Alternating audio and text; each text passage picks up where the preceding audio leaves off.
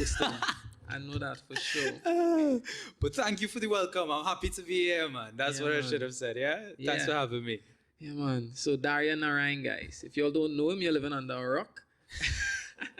That's a big introduction, you know? Yeah, well, I mean, it's deserved, man. Right. So let's find out who Darrion Narine is, right? A little bit.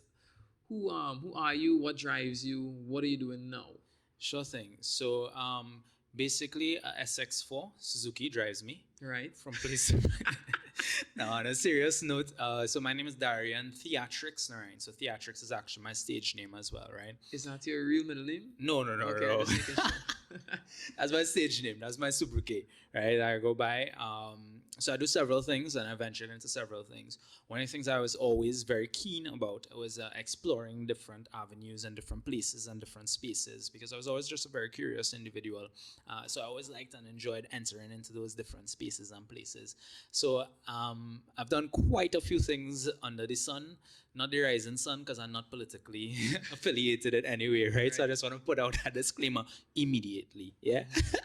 So, one of the things I'm doing currently, I'm the vice chair of the Commonwealth Youth Council. I'm a former guild president as well of the University of the West Indies, St. Augustine campus. Former vice president, former NAC as well on the council. 3 different years, of course, going up. I have my undergrad in psychology, my master's in cultural studies. I'm working currently with the University of the West Indies as well on the Chancellor's Commission on Good Governance, reviewing all the governance systems. The youngest member on that committee, so happy to be there on that. Nice. Working with the Ministry of Sport and Youth Affairs as well, under the GCYE campaign, Global Coalition for Youth Employment. So that's like on that side of things in terms of policy development, youth development, etc. That's the kind of work that I'm doing currently, I'm pursuing currently. Aside from that, what else do I do? Well, I entered Chutney Soca Monarch this year. Right. We placed 8, big up my partner Riz, right? Started singing Parang last year, dropped a Parang, I spoke with Parang style with my partner Splegs, so big up to Splegs as well, out there. So I ventured a little bit in the music scene, but my core and where my passion is actually is of course in arts, but specifically theater arts. So I was from the age of like 4 or 5, I was on a stage. At 6, I acted in my first play. Right, I was out there. I was performing everything. And then as years went by, I started doing like 5, 6 plays a year. Right, that's DC Shell Theatre and of course Crazy Catholic. I've been to a few of those shows. Yeah. Look at that. That's great, man. Actually, your mom did a workshop for me because I do workshops and stuff now, and she did a workshop for me like a couple of years ago when I now started off. Because when I was I'm 25 now, and when I was 18, I started doing like workshops in theatre arts and performance arts and stuff. And she came and she hosted a session for me back then. That was really cool. That was my first ever workshop called Fame Workshop. It was insane, really crazy. But it was real good vibes, I like that, man. So with all of those things going on in your life, you still managed to come on to my podcast, and I have to say thank you. All right. No, man, I'm happy to be here. Those are real good vibes. We have a few interesting topics to touch on today. Sure. And I know your perspective will be coming from all of those things together. So it's a really like integrated look that you're going to have to a lot of these things. So first up, I know you started something and with other individuals called Youth Votes Matter on Instagram. I have to put my 2 cents in there. I love what you're doing. Oh, vibes. Full on. It's really nice to be able to open your Instagram and, instead of just scrolling, you see a live and you just want to check it out. And every time you go on, you learn something new about what's happening in Trinidad, right? And it's so many different perspectives because you'd have on influencers, all these different types of people, not just youth leaders. What was that inspiration and where you're going at that? Okay, so the campaign leader, the person who started up the campaign, etc., in Trinidad and Tobago, her name is Chanel Felix, right? So she called me a day and she's like, Darrion, yo, hey, what happening? I want you to jump on this campaign. Youth voter participation is really low. Like we up the thing, right? Come out, join this campaign, come on board. I know you're passionate about these things, and let me see how it goes, right? So I was like, all right, cool. I was feeling all the vibe and thing. She had a passion for it. So I was like, all right, let's do this. Next thing I know, she launches it, right? 2 days later after the call, because I was like, yeah, sure. And then she launches it 2 days later after the call. And then I was like, all right, we full-fledged in this thing. This is real. This is official.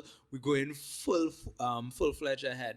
Right, and then I joined on in a big way, and I took on a larger portfolio within the movement, because I call it a movement and a campaign. So I'm the director of planning and development there. I always had a passion.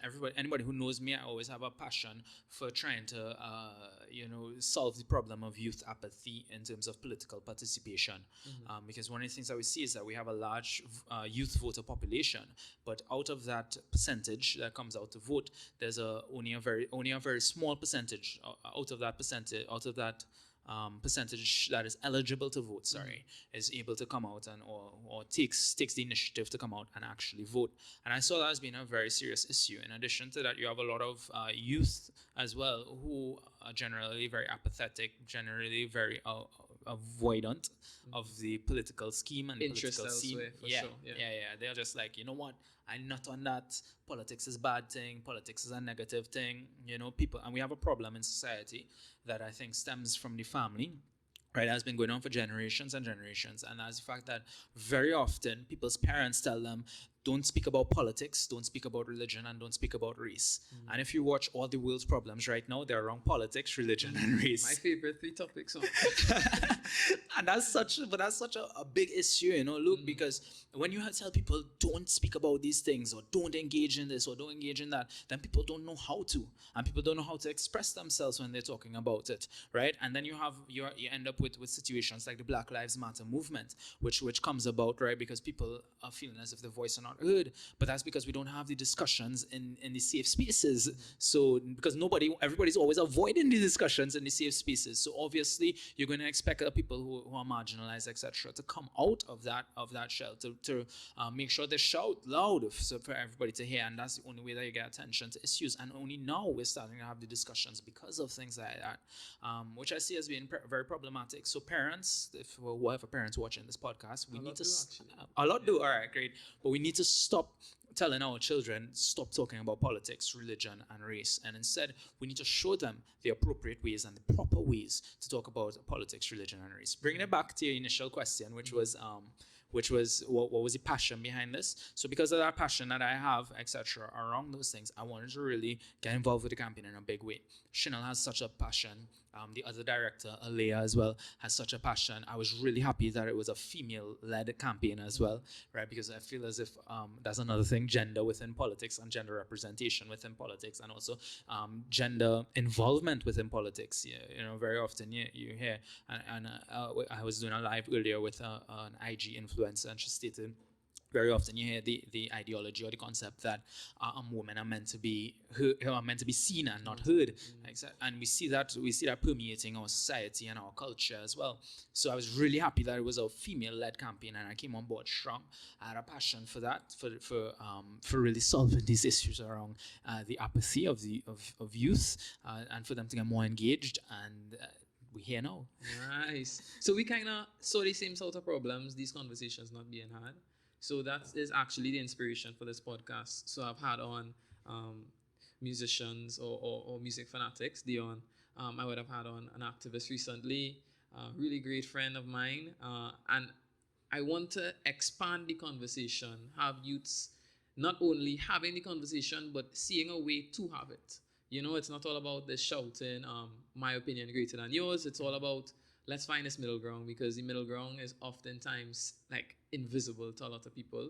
They feel that they have to be in certain groups, certain bubbles, how they were raised, how they were born, those sort of things. So I really like what you're doing, and that's also what I want to do, like have these sort of conversations that no one or some people are afraid to have. So it's really interesting that you were talking about marginal youth representation or lack thereof. Because my friend replied to he put up a poll and he was like, who's voting? So I replied, yes, I'm voting. And he sent and he asked me, why though? And to me, it was like such a straightforward response. But then I realized that I was being a little hypocritical in that I was saying, well, obviously it's to get your voice heard. I'm going through like the typical things anybody would say. You want to get your voice heard, talking about it doesn't matter. It's really about the action of doing it. Women just got their right to vote and they fought very hard for it. It's about a little over 125 years ago. And after all that struggle, for us to turn around and say we no longer really want to vote, it seems quite backward. But then the reason why I feel a little hypocritical is because I was like, if I'm going to vote, what am I going to vote based on? Right? So if you had to tell someone, what are some sources, or the youth out there, what are some sources of information that they can start expanding their view of elections, of politicians, and take real action and make informed decisions? What would you suggest? So the Youth Votes Matter campaign was really formed because of this problem that we have, right? There are a lot of youth out there who are like, but where do I get information? Where do I get unbiased information, etc.? And one of the things that we noticed as well is that the EBC does not produce current stats, right? So you have stats lacking in society, etc. And not just stats lacking. I looked at the site. It's like they don't extract like trends. So it's so much raw data that I just can't deal with that, you know, and I don't know what to do with it. And it's so archaic as well, right? So that was actually one of the avenues that we were going into, to form infographics and infomercials, etc., and release that to the population. But luckily, we had another organization that popped up recently called the Pekong Party, that has basically just done all that work, curated all that work. So you can check it out, thepekongparty.com, right? And they have a breakdown of everything, of all the manifestos, etc., all of that, and it's in bite-sized pieces. You have that's it, that's the Instagram page. So it's in bite-sized pieces, etc. They have the breakdown. You see the graphics are up, all of that. And in this, and if you go to the website itself, it's even far more comprehensive, right? So if you get real information, these guys are unbiased. They're now an affiliate partner of the Youth Votes Matter campaign. So it's Youth Votes Matter and the Pekong Party who are working in collaboration going forward. So that's really good news. So we have them on board. They are our official source for information and news, right? And it's several guys who had the same kind of passion. They were just like, yo, I was looking for some stats and I couldn't find it. So let me go out and just do it myself, you know? And it was the same thing for me. I was like, there's nobody outside there encouraging youth, etc., to really go out and vote, or to solve their appetite to really find information or discover new things, or to even challenge their train of thought when it comes to the political scene. And we were like, you know what, let's go out and do that with the Youth Votes Matter campaign, bring some different people on, get different perspectives, etc. So it's the same thing. So I would definitely recommend that site. Right, that's where we get our information from as well. I mean, you could go to all the other political party sites and stuff, but of course that's biased to bring people's attention to. So I found this Instagram page, but going through it, I saw, like, I don't know if these are actually factual. They seem very, let's say, UNC leaning. I don't know what's going on this website, but yeah, you should look into this. Tell me what you think, because I'm seeing a bias, but they're calling themselves TT Elections and they say they know the facts.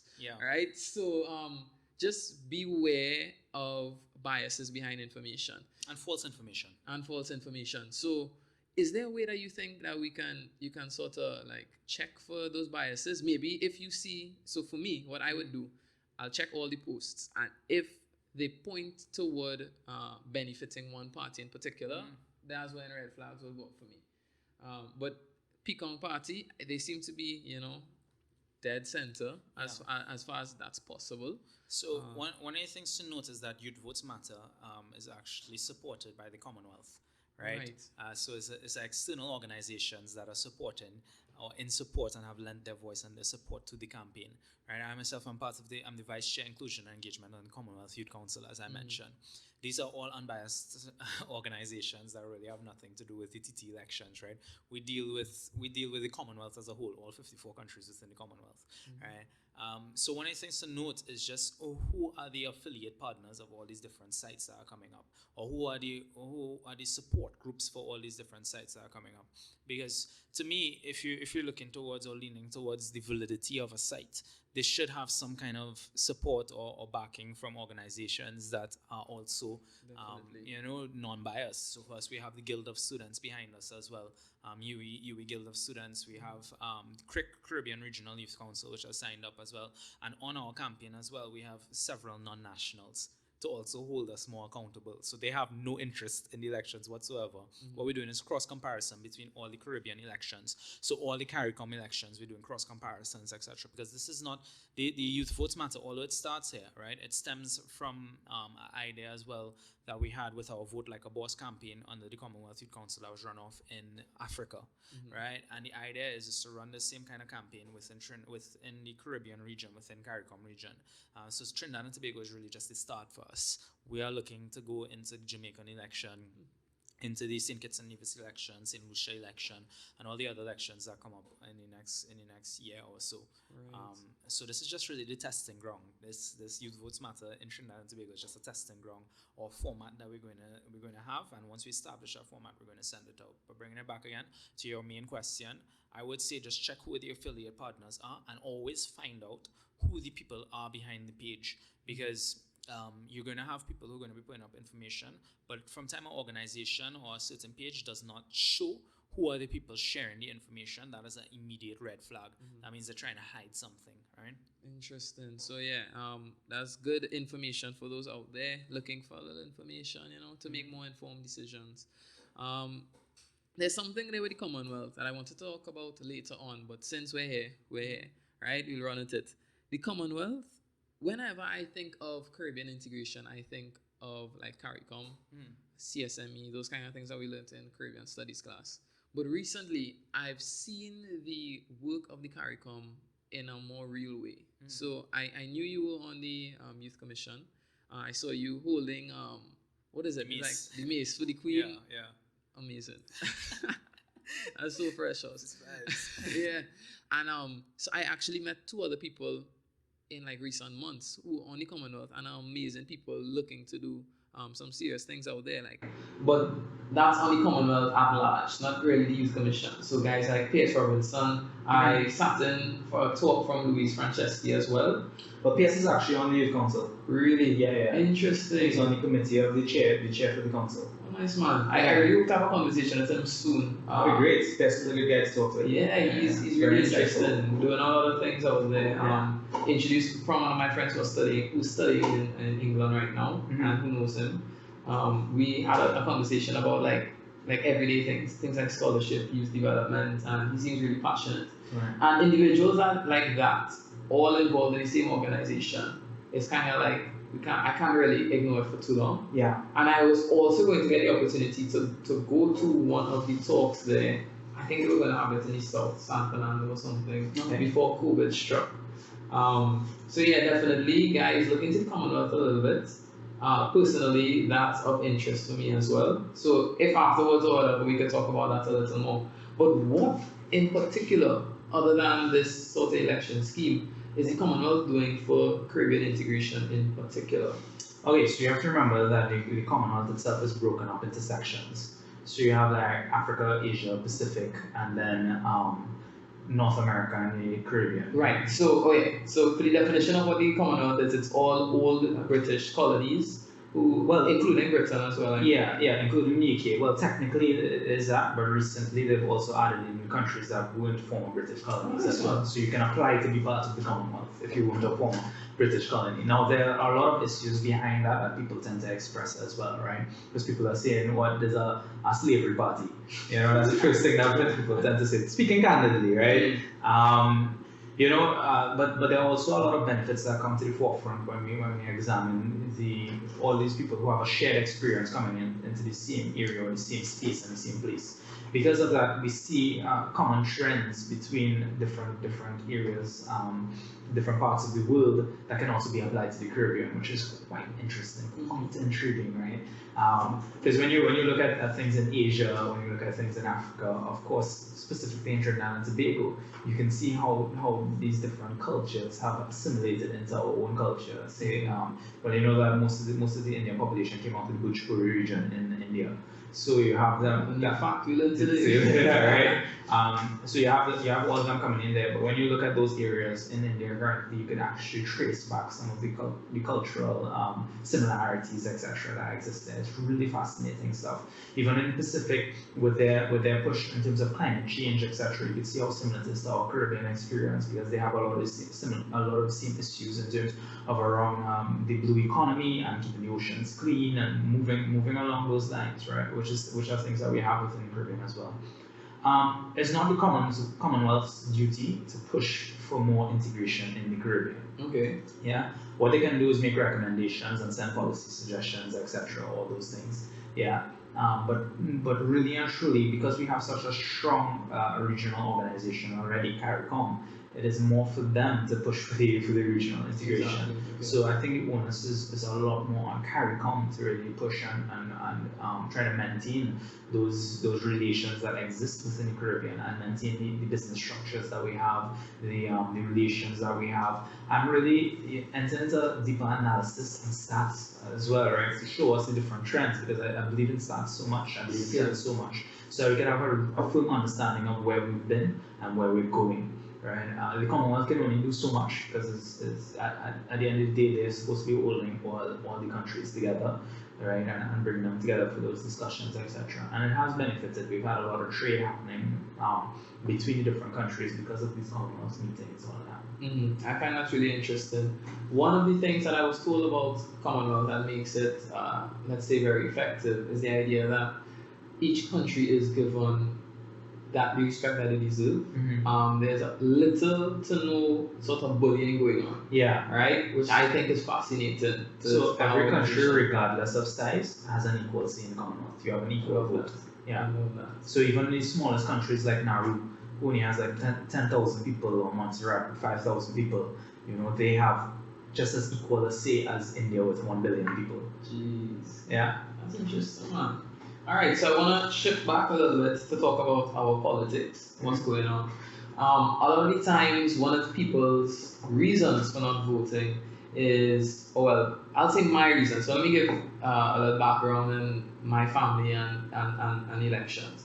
My parents grew up never telling us who they voted for. Mm-hmm. And they always encouraged me to vote based on my constituency, not based on party. Mm-hmm. Right? So for me, I was coming into this knowing that I would have to find my own way. I didn't have any influence from my parents. They never really spoke that much about politics in a biased way, right? So it was really interesting for me coming in, and I personally, because I grew up in that environment, and because I would have people in my family who did not vote based on race or vote based on culture or that sort of affiliation, it was really interesting for me hearing that there were these biases existing. Mm-hmm. But I want to address the first idea there of constituency versus party, right?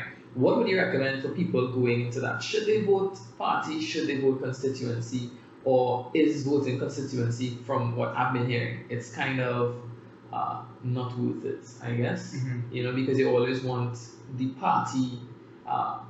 You want to vote party so the person in your area could be effective, sort of mentality. So if you could talk about that a little bit around that dynamic that's going on there, what do you think? Sure thing, yeah. So immediately voting party is problematic, right? One of the aims of the campaign, the Youth Votes Matter campaign, and even with our affiliate partner now, the PCOM project, is to really come down to an analysis of the independent candidates. Why do I say that? Because if we start voting just based on party, then the dynamic that we have currently will remain, right? The two parties the two dominant parties in Trinidad and Tobago, because they have so much access to so much more resources and so much more wealth of information, etc. They will stay there. They will always stay there because people will just be voting based on party. But when you come down to independent candidate analysis, what it allows for is new candidates, such as people like Nikolai Edwards from the Progressive Party, a youth, right? I want to just highlight him because he's one of the only youth. Or the only youth person recognized as officially as youth leading a political party out there, right? But you have people like him now. When you go down to the analysis of the independent candidates and the analysis of the candidates' manifestos, what it does is that it holds the candidate more accountable. Two, it allows for independent candidates to really come up and rise to the forefront, and allows for them to have a fair chance or a fairer chance, right? As opposed to just voting based on party. So that's my recommendation will always be to vote based on your constituency, but mainly based on your candidate and what your candidate can offer, or your candidate's manifesto is. And if your candidate doesn't have a manifesto, to call for them to bring a manifesto, because I find it's real nonsense that you going up for political office, right? And I'm saying this because I'm very passionate about it. That you going up for political office and you don't even have a manifesto. You're trying to mama guy anything, boy. They're trying to mama guy anything. I hate that. You know, you're coming in here, you just saying vote for me because it's me. Yeah. That's not enough. Or vote for me because I yellow, or vote for me because I red. Yeah, you understand? As in the parties now, you know. So that's always so problematic to me. Like, don't try to come on and I don't like that kind of mama guy politics, you know. And that's what we're trending towards. And even with the zest movement that reaching inside the politics now, right? Now I'm a big fan of the zest. But the manipulation of the zest is a problem, and people need to identify that, because they're manipulating the zest now to basically enter into the political arena to go off a hype for voting. Yeah. And the best song wins. Yeah, best song. Somebody say they could have a whole song clash. You could have a whole song clash, because you want to say about 6-7 songs, PNM has 6-7 songs, you could have a whole song clash. They just throw it up and boom, you know, and they sing song after song after song. Obviously, 10 Soca Monarch Part 2. Well, it's the Trinidad. It's the Trinidad movement, you know. That's true. And one of the things that I was talking about is what is the social responsibility as well of these influencers, of these artists and their brands. Do they have a social responsibility, or do they not? Should they be held accountable for what they say, or should they not? You know, and that's a debate that I think people need to enter into as well, because they influence a mass of the population. And instead of telling them, well, you know, go and check out the stats. Yeah, they're saying, you know, just go and vote because they're gonna build box string and pavement and thing. Yeah, it's just real. That to me is not the best way forward. And when you see your roads paved, you know, elections coming around, Yeah. you know, and you want to know, you know, if that's what they want you to vote based off of. Well, that's what a lot of people vote based off of, and that's one of the things that we have to try and move away I from. found that so hilarious. Yeah. Best roads. Best roads, jobs, lower taxes, or taxes, roads, jobs, taxes, that kind of thing, because that's what people feel the immediate pinch with, right?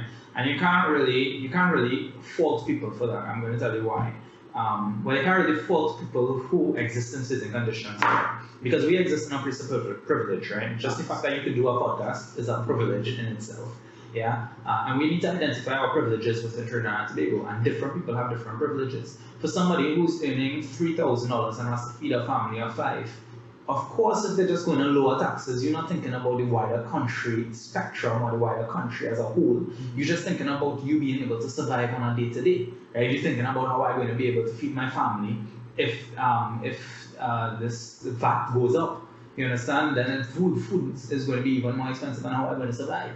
That's the kind of thoughts that would go through people who earning a small salary and have big families to maintain, you know, or mine and stuff. And we need to be aware of that as well. Those are realities of those people on the ground. So then what do we do? How do we set up a system that's equitable, that can have the resources shared fairly across the board, while still maintaining the balance of proper analysis of the economic turnout or economic fallout from engaging in certain fiscal policies, etc. So all these things we need to be very aware of. Is a balancing act essentially. And you can't just have one part of the act that benefits the very rich, or that the very rich could only adapt to. And you also can't have just one part of the act where the very poor could adapt to, right? Or alone or will enjoy, and then the whole country as a whole ends up going down economically. So it's about really running the analysis, and this is where things like stats, trends, you know, these are the things that we need to be investing in as a society. We can't just be sitting back and saying, all right, well, based on what I see,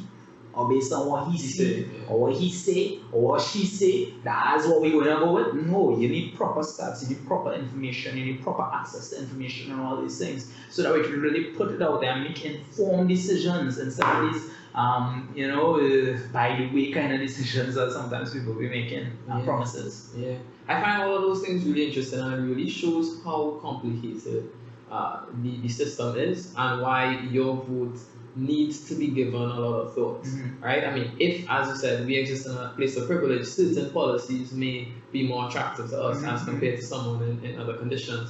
But those people in those other conditions should also at least try within their capacity to think about and, as you said, and analyze the information that they are presented to make a better decision. One of the, I mean, I just not to cut you across, but one of the things I oftentimes say is that a lot of the jargon that we use and a lot of the terminology that we use is so, up in the air or so high fluent, yeah. So that's more way high fluent, yeah. As in a combination of affluent and high culture or high class. Right, so a lot of the jargon that they utilize within these documents and within these releases that they put out to the population, the average Joe on the street, if you didn't study economics or if you didn't engage in economic thought, I'm not even talking about the average Joe as in the individual who didn't go to university, but rather if you didn't study any of those things at all, sometimes you can't understand that, you can't analyze that properly, and that's the importance of having honest policy put out in a clear way and a clear format so that it's easily digestible by anybody. You understand? We can't just have policies and documents and laws and all kind of thing passing, which I agree with should be written and maintained in that language, should be stored in the books, etc., in the history books, all of those things, in our law books, all that. But when you're releasing statements out to the population, you need to make that more easily digestible. I agree. Kind of like what People's Party is doing. So let's just put them in there again. Something really important I think we should mention again. Well, actually, I want a little bit of a question there. You were saying that the information is a bit complicated at the raw stage, right? What they give to us is very raw, very complicated for the average Joe. Now, do you think, so as an average Joe, I can watch that information and say, or I'll be too busy to watch that information and say, I don't know enough about what's going on, and therefore I don't think I should vote. Do you have anything to say about that in particular? Because that's something that I get from a lot of youth. Do you think that is a valid thing to say, or do you think that they should just come out to vote because they can? Alright. So let me highlight that the first part of it when it comes to voter apathy, right? And people who say that they don't want to vote because they don't have enough information, etc. But let me handle it with, I'll take the information part as the second part of the question, and I'll handle the voter apathy first. Right. In Hong Kong, people are fighting for their democratic right to be able to self-govern, etc. And they're not being allowed. You can't even speak out against the government there, or the governance system there, because that could end up in a whole set of problems, right? It's very problematic. You can't speak out of that. The fact that we have a democratic right here, that we are allowed to vote, when you watch places like North Korea, they're not allowed to vote, they're not allowed to speak out, they can't even share their opinions on how the country is being run or being governed, etc. The fact that we have that ability here should never, ever be taken for granted, because there are people across the globe who are fighting for that, right? I don't know how to even make that more clear. And not just across the world, now, over history, we've seen oppression because people don't have a voice. Yeah. And people see this voice as so minimal and irrelevant, and they think that their voice doesn't matter. If you allow that sort of mentality to permeate your country, you're going to end up like China. You're going to end up like Venezuela. Exactly. I was speaking to a Venezuelan minister some years back, and he said that if good people don't start going into politics and analyzing the politics, etc., then you're going to end up like Venezuela. And that hit home. I was like, wow, that is so true. Because then you're allowing any bad apple to really roll inside there and make apple pie with the country. And then everybody going to eat the apple pie, and guess what's going to happen? Be vomiting and diarrhea and everything all over the country. I like that one. I like that one. So that's the first part. In terms of the information, this is where the social responsibility to me of influencers, of individuals who can guide masses, etc., comes into play. And I'm not saying that they have to share their opinion on anything specific. They don't have to share their opinion on how they feel about political scene or how they feel about political parties. But what they can do is guide and direct people to where the information sources are, right? So, for example, a campaign like Youth Votes Matter, I'm going to plug ourselves here, right? Yeah. If you have a lot of those people with those mass followings on Instagram who claim to be influencers, right? And I have a problem with that, because they're claiming to be an influencer, yet still you're not influencing in the right ways, right? And I feel as if just as politicians, etc., are to be held accountable, it's the same way that influencers are to be held accountable. Because you can't claim a title and then not want anybody to speak out against you not speaking up about the important things within society that affects everybody. And I understand that people have contracts. I understand that people have certain ties that they don't want to, or they don't want to ruffle certain feathers. But just the guiding of your following to these sources of information where they can access the proper information to make informed decisions, etc., is always so essential, and I can't even stress that anymore, right? So that's what I think should be happening and should be doing. If you get enough influencers guiding you to the source of information where they can access information, access thoughts, etc., in a different way, and get them thinking in a different way, then society will be so much different. It'll be much easier for people to make informed decisions, and maybe you wouldn't have as much general voter apathy. And I think one of the reasons maybe that these influencers maybe a little wary of putting their opinions out there is because of our sort of, I don't want to say that we reached the stage that the US is at, but this idea of cancel culture. But I think that, as you said, you don't, and even if you have biases, I think the first thing to say is that I have biases. Yeah. And I think that that's very, I think I would be very forgiving if someone admits that, I grew up religious or something. Yeah. And therefore I have this opinion, and I have no problem with that. Yeah. And I think that the idea that these influencers are willing to have these conversations is fascinating, and I think that they should, because they're not just they're modeling, they're not just that they have ideas, they want to share to people, and I really think that people should push for that. So I just want to big up all the influencers who came on thus far to the Youth Votes Matter campaign and who agreed to be part, So big up people like who I don't want to call out everybody because there's a lot of them, right? But all those who were here during the week, etc., and who joined us. I was really happy that they agreed to be part of it, and to them, like, I have a depth of gratitude, and the fact that they're even taking that step, coming out of their comfort zone and stuff like that, I'm so appreciative of. Love that. I think even something as simple as putting up a story saying, elections next week, go vote. Yeah. Or or check the party's portfolio, see what those little things I think would be useful. Alright, so we talked a little bit about all the different things. There was one aspect that I wanted to talk about, is the integration of all the different parts coming together. So we spoke about the zest coming into politics. And we also see a lot of, let's say, culture in general integrated into politics, right? And you, as a very, let's say, experienced person with a wide range of experiences, do you think that it's sort of dangerous to have let's say, this integration between, let's say, religion, race, politics? If those three were to get mixed up together, do you think that is something that's a little dangerous? Or do you think that it's inevitable and should be encouraged? What do you think?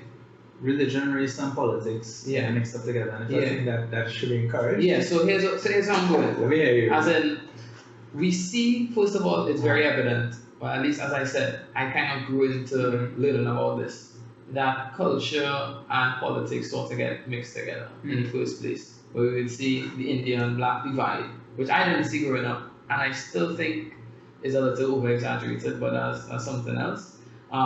Do you think that can be overcome, or do you think that it's like inevitable? Let's just take that specific example. So let me just highlight that immediately, right? One of the things that people often talk about is this Indian-Black divide that exists in Trinidad and Tobago. And I tell people, maybe you all need to look at Guyana, right? Oh yeah. Because if you even go straight back to the 1960s when they had the Guyana riots, etc., with the political scene there, you had a massive Black and Indian divide taking place, and it still exists today. So much so that it's violent, right? Our culture is not one where it's one of violence in terms of our divide, right? So to say that we have an extreme divide and it's real out there and real prevalent, etc.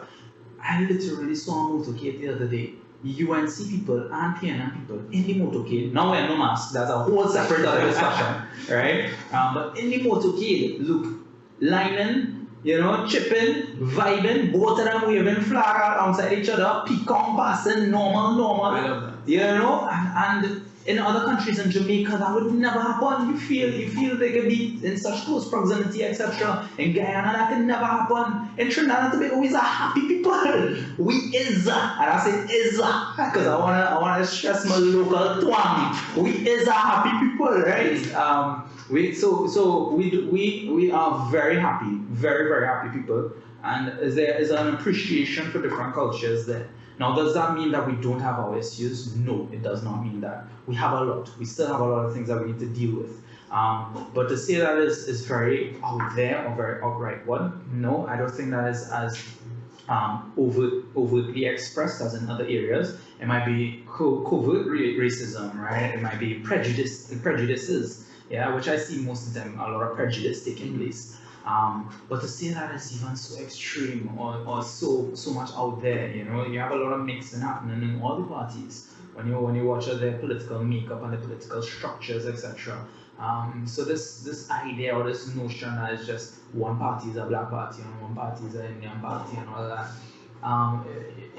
Yes, we see it, but you see it also starting to the population and people starting to move away from that, right? And I think the introduction of disasters is so fascinating. And in terms of, I'm a cultural studies major, right? So in terms of a cultural lens, that is so fascinating because most of these songs are coming out from UNC, right?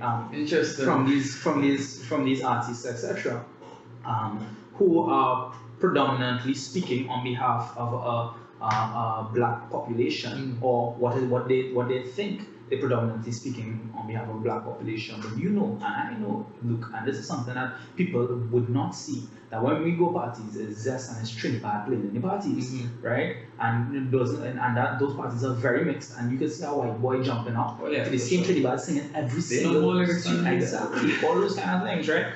So you have some real interesting dynamics taking place, and you see in the culture shift in this 2020 elections as well that have been analyzing this movement away from race, right? I think one of our major problems is mainly the capitalist agenda, right, that takes place. So money rules the scene, and money rules the political landscape, as opposed to information, or as opposed to race, or as opposed to religion specifically.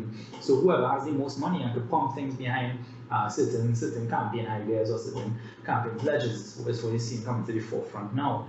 So I think what we need to be very cautious of is that the proletariat doesn't start to suffer, right, at the expense of those who exist higher up, which can end up happening as well. Those who have the money, those who have the resources to do certain things, to control certain ideologies put out there. I mean, we saw some things coming out of like Cambridge Analytica, how they manipulate data, etc. There was the alleged allegation of the 2010 elections, as well. So we've seen all these things inside there, right, playing out and coming to the forefront. So I to say that race, religion, maybe it's still prevalent to some extent, but to me it's more of the older generation and the younger generation who might be engaging in that kind of race and religion, old backyard back at the bar kind of politics, right? You actually see them being ostracized as well by their peers, etc. Because people didn't really want to hear that, didn't really want that. You have a much higher mixed population as well, or mixed. As the generations continue, as the generations going out intermingled, and I think there was a study released recently that stated by a certain year the whole world will be mixed. So we're seeing these movements away. Of course, coming off of the BLM movement internationally, we see people rising to a certain level of consciousness as well. And I think these movements are so essential for flipping the curve and for flipping the thought and for moving thought along and to be catalysts for change in terms of all these other spheres. And you see how things, I think they all interrelate and they interplay.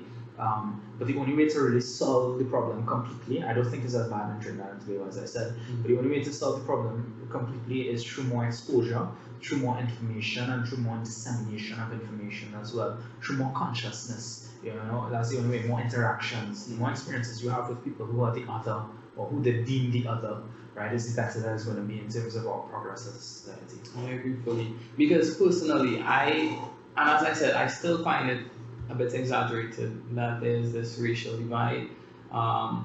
I think the vice, oh my gosh, let me not try and call names, but someone very high up in PNMs actually, from the Indian community. And those sorts of things, it's kind of like, I think that it used to be like that, and we just used to saying that over and over again, that it's based on race, it's divided based on race, divided based on race, that we start thinking that mentality, but the reality is so different. And even if it's so, I'd say, immature to, oh gosh, I don't want to get too controversial, immature to vote based on your race, meaning that if you look at our political parties and their ideologies, they are so close together, it's ridiculous, right? If we compare to the US politics, for example, Republicans and Democrats, are two completely different ideologies. They're getting further apart now in terms of that. But in Trinidad, as you said, that magic three: taxes, roads, and what's the third one? Taxes, roads, Gosh, well, the magic tree, the magic tree.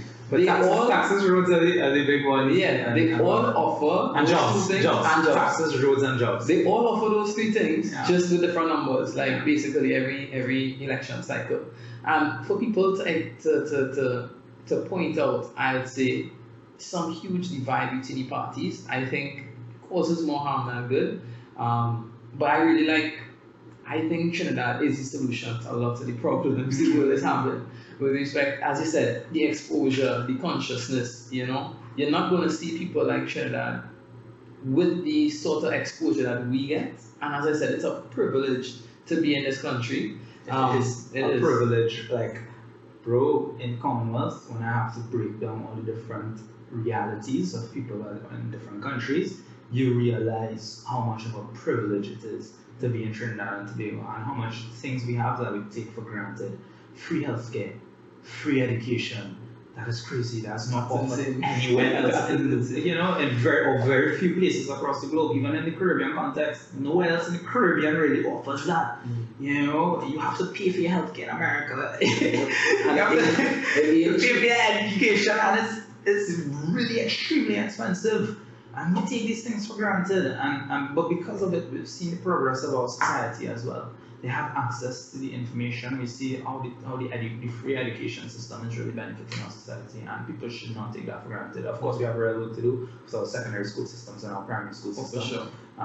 But other than that, I feel as if it's still a privilege to be able to attend primary and secondary school. Yeah, and I think that free education is one of the reasons why, as you said, I don't think people should be afraid to start releasing statistics, to start looking for trends, because we don't have a stupid population over here. Compared to the rest of the world on average, most people can read, can write. If you give statistics, we have a 99% literacy rate. That is crazy. That is crazy. That's amazing. And I think that we can start putting people, statistics out there. Whenever I'm talking to people, I'm always using statistics from America, and it irks me, because then all they have to say is that, but that's Americans. Even though some of the trends may be similar, I can't say, well, it applies to Trinidad because I have no proof. In Trinidad, you only have anecdotal evidence. You only have one granny, what is it? Yeah. So I think that that's something that people need to focus on. And youths, you are much more intelligent and can make informed decisions once you try and once the information is there. Like for me, I don't have that much time, right? And as I said, I would just be scrolling through Instagram and I could see your Youth Votes Matter. A quick research, I found out who my candidates are in my area, what they have to offer, that sort of thing. So I think that it's really important that people, and it really goes back to the birth of democracy. Democracy is the strength of the people. The demo is people, cracy is strength, right? You have much more power, and voting proves that the structure of the society trusts you to make a decision. And I really, really want to encourage people, you're not ignorant, You're blessed with some amazing opportunities, and just let your voice get heard. As simple as that. Okay, so I just want to close on today. This is a really great conversation, Darrion. Sure thing. Hope to have it again, because as I said, you're so multifaceted. There's so much more we can talk about. I'm still learning and growing. I have a few initiatives coming out to just help me start looking at things in a slightly different perspective that I can pass by you later. But the last thing there, do you think that there's a potential, and this is just fun to talk about, do you think there's a potential for a third party, third powers?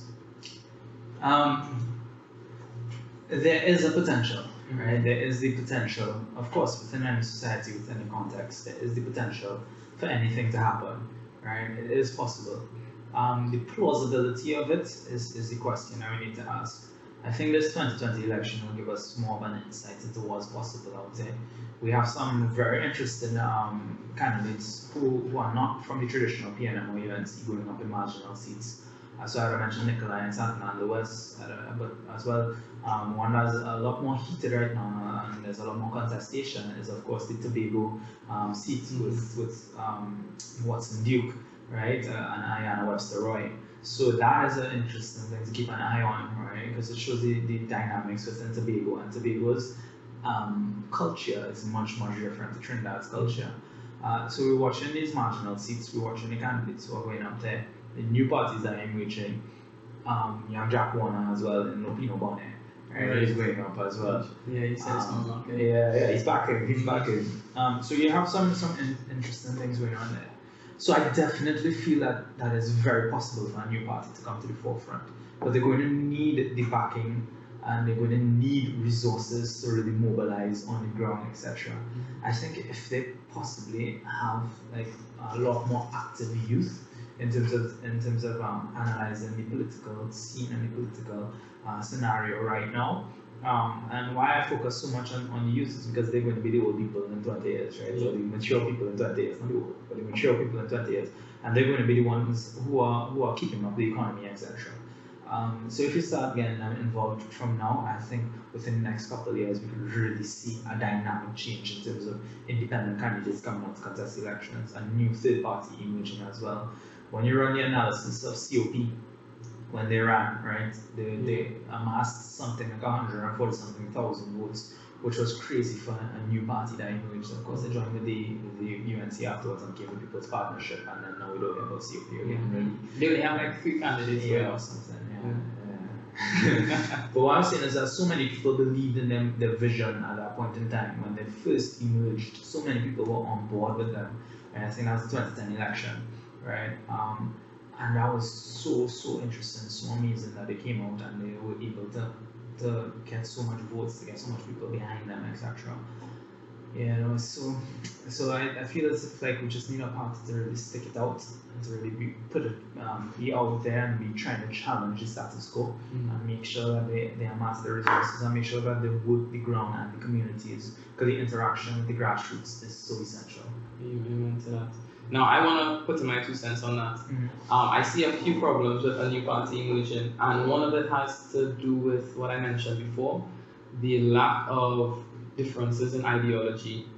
I think for a new party to come up, because the ideologies, at least at the base level of the 2 parties, aren't that different, for a third party to try to come up in that same environment will be very difficult, because these other people have rare resources, and similar ideas, maybe different ways of going about it. But if we are to get a third party, it has to start not with somebody coming out with a culture shift, and with youth coming up, educating themselves and wanting a different ideology.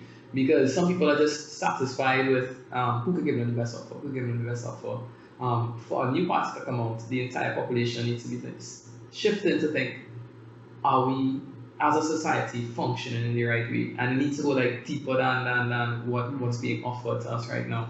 I think it's a possibility. But I don't know if it's not necessary, in that new leadership could mean new ideas and that sort of thing. But fascinating that new party, progressive, the progressive party down south. That was interesting. I wish I could have have a conversation with him. Probably soon. You never know. We'll see what's going on there. Nah, he would definitely be very willing to come on board. Definitely. So we're keeping an eye. I mean, he has a difficult fight ahead of him. Faris is one of the favorites on the PMM as well. He's the age currently, and then you have Sobers as well down there. But nevertheless, it'll be really interesting to see how much votes he gets, how much votes he amasses as well.